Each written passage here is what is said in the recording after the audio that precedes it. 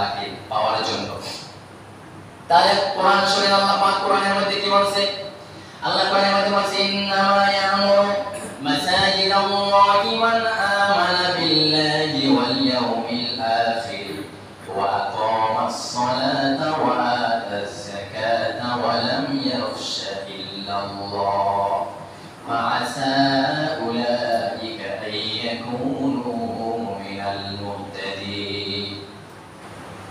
ইন্নামা ইয়ামুরু মাসাজিদাল্লাহ, কারা মসজিদ নির্মাণ করতে পারবে? শোনো, আমি রবের ঘোষণা শোনো, তারা দুনিয়াতে মসজিদ নির্মাণ করতে পারবে। মসজিদ তো সবাই করবে, অনেকেই করবে, কিন্তু কিয়ামতের দিন দেখবে খালি খালি ভাঙলো, খালি আমাদের হুজুর বলতে দেয় যদি সংগ্রহ করো কোনো জিনিস, একটা পাত্র লাগে কিনা বলেন, পাত্র লাগে। আমরা বাজার করতে যাই, কি নেই?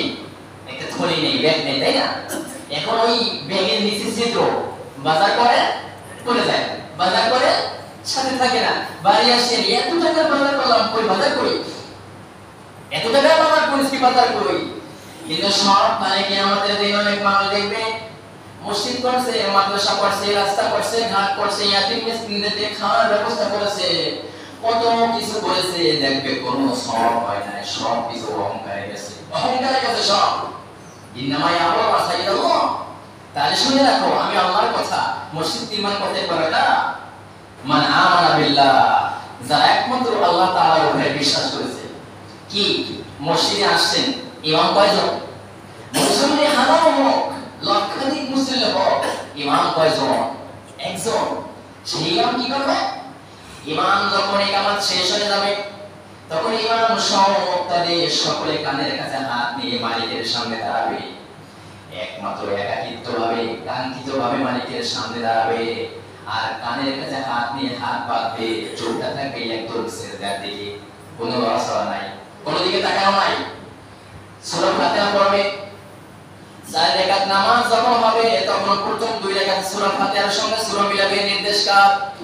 আল্লাহ তাআলা। এরপরে পরের 2 রাকাতে সূরা ফাতিহার সঙ্গে কোনো সূরা মিলাবে না, ওয়াদ-দাল্লিন আমিন। ইমাম রুকুতে যাবে, তারপরে ইমামের সঙ্গে সঙ্গে অন্য সকলে রুকুতে যাবে, সিজদায় যাবে। এটা কার নির্দেশ? একমাত্র আল্লাহ তাআলার নির্দেশ। আল্লাহ তাআলার নির্দেশ যদি এরকমের হয়, তাহলে তোমাদেরকে লক্ষ্য রাখতে হবে, আল্লাহ তাআলার নির্দেশ তুমি রুকু করলে ইমামের সাথে, তুমি সিজদা করলে ইমামের সাথে, এইভাবে একজন মানুষকে ঠিক করতে হবে। অভিভাবক হিসেবে রাষ্ট্রীয় অভিভাবক, কথাগুলো আমার নয়। যদি মুসলমান হয়ে থাকেন, কোরআনের কথা শুনেন। মসজিদ নির্মাণ করতে পারবে কারা? মসজিদ নির্মাণ করবে এক নিয়মে, অন্য সব কিছু করবে এক নিয়মে। আল্লাহ তো দুইজন নয়, তোমার আল্লাহ একজন, তিনি যা কিছু বিধান করেছেন সব কিছু তোমাদের কল্যাণের জন্য।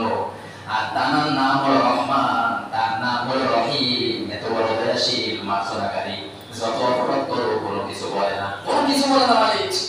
যত অপরাধ করো, যত অন্যায় করো, তোমাকে স্থান দেয়, সময় দেয়, তোমাকে সুযোগ দিয়ে দেয়, তোমাকে সময় দেয়। দেখবেন গোলাম, তোমার মুখে দাড়ি ছিল না, দাড়ি উঠেছে, তোমার দাড়ি কাঁচা ছিল, দাড়ি সাদা হয়ে গেছে।